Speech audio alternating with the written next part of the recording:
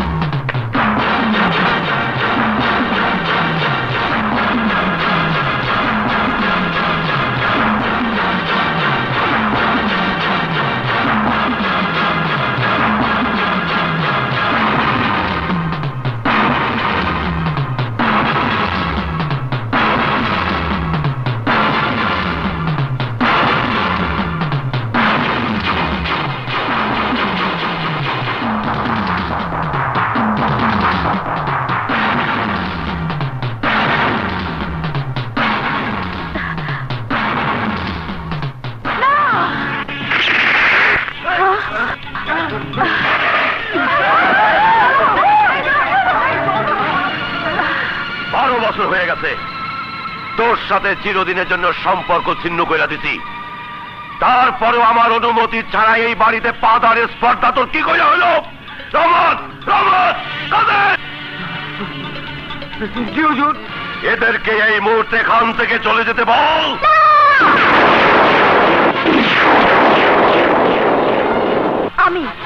আমি ওনাদেরকে আসতে বলেছি, তুমি তাদেরকে অপমান করে তাড়িয়ে দিতে পারো না? তুই কেন কেন আসতে বলছিস? আমার বিয়ের 3 তারিখ ঠিক করার জন্য। কি? তোর বিয়ের ব্যাপারে ও কথা বলার কে? আমার মায়ের মতো বোন, আমারই মতো ও তোমারই মেয়ে। বিয়ার আগে ছিল, কিন্তু এখন পর হয়ে গেছে, তাই না?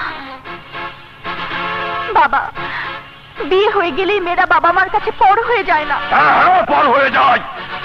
আর কেউ না হোক, ও আমার পর হয়ে গেছে, পর হয়ে গেছে।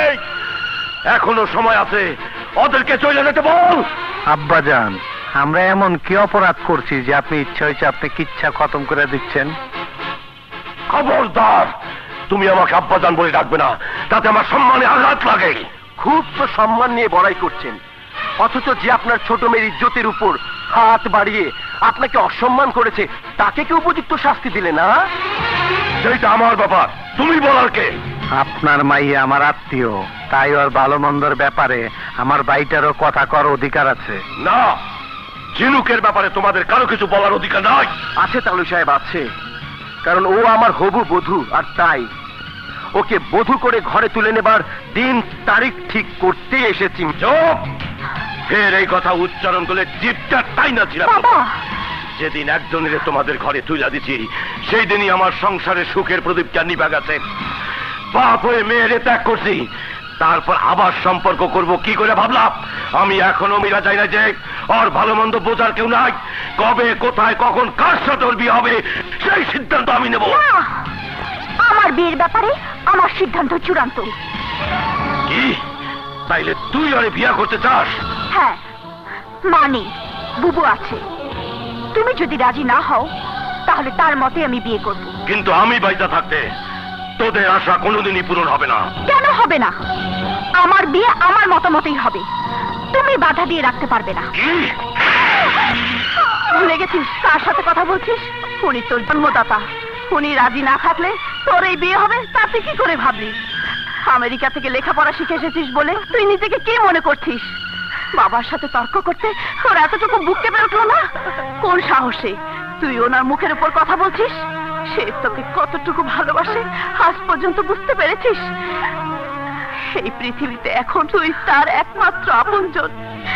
তোর কিছু হলে উনি বাঁচবেন না, তুই তা বুঝিস না। বাবা, আপনি আমাকে মাফ করে দিন। মা নেই, আপনিও দূরে সরে আছেন, একমাত্র ঝিনুকের মাঝেই আপনাদের হারানো ব্যথা ভুলে আছি। ওর বিয়ে হওয়ার পর ও যদি দূরে কোথাও চলে যায় তাহলে আপন বলতে আমার আর কেউ থাকবে না। আর তাই ওকে কাছে রাখার জন্য আমি এই বিয়েতে মত দিয়ে আপনার মতামত নিতে এসেছিলাম, কিন্তু বুঝতে পারছি আমি ভুল করেছি। আপনি আমাদেরকে ক্ষমা করে দিন। আমরা আসি। মনে রাখিস, ফের যদি এই ধরনের কোনো ভুল করিস আর আমার সংসারে কোনো ব্যাপারে মাথা ঘামাইস, তাহলে ক্ষমা নামের শব্দটি আমার মন থেকে উঠে যাবে। আর আসি বলছিস কেন? যাই বল, যাতে আর কোনোদিন না আসতে হয়।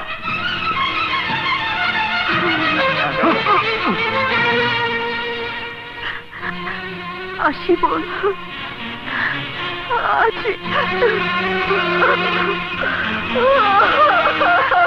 কাদের মিয়া, জি হুজুর। এগুলি সব বাইরে ফেলায় দাও। এই তোলো তোলো তোলো। বাবা,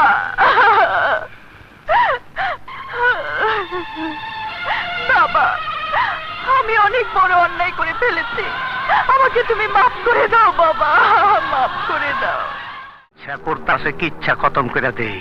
এতদিন তোমার বাপে করছে, আজ তুমিও বাপের সাথে তাল মিলাইয়া আত্মীয় স্বজনের সামনে আমার মান ইজ্জতের 12টা বাজায় দিছো। হ্যাঁ দিয়েছি, তা না হলে আমার মতো ঝিনুকের জীবন থেকেও বাবা চিরদিনের জন্য দূরে সরে যেত। এত সহায় সম্পত্তি থাকতেও বাবা নিঃস্ব হয়ে যেত, আপনজন বলতে তার আর কেউ থাকতো না। আর সেই শোকে যে কোনো মুহূর্তে বাবার কিছু একটা হোক, তা আমি চাই না, চাই না, চাই না। কিন্তু আমি চাই যত জলদি কিচ্ছা খতম হইব, তত জলদি এই কলজাটা ঠান্ডা হইব। মামু চলো, হ্যাঁ চলো।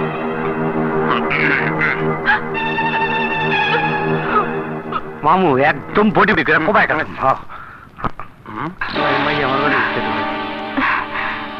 কিরে বলা নাই কওয়া নাই, হঠাৎ কইরা এখানে? ফয়সালা করতে আসছি, ঢালুর সাথে আমার বোনের বিয়েটা কবে হবে? কেন তোর বোনের বিয়ার ফুল কি কেউ ছিঁড়া লয়ে যাইতাছে?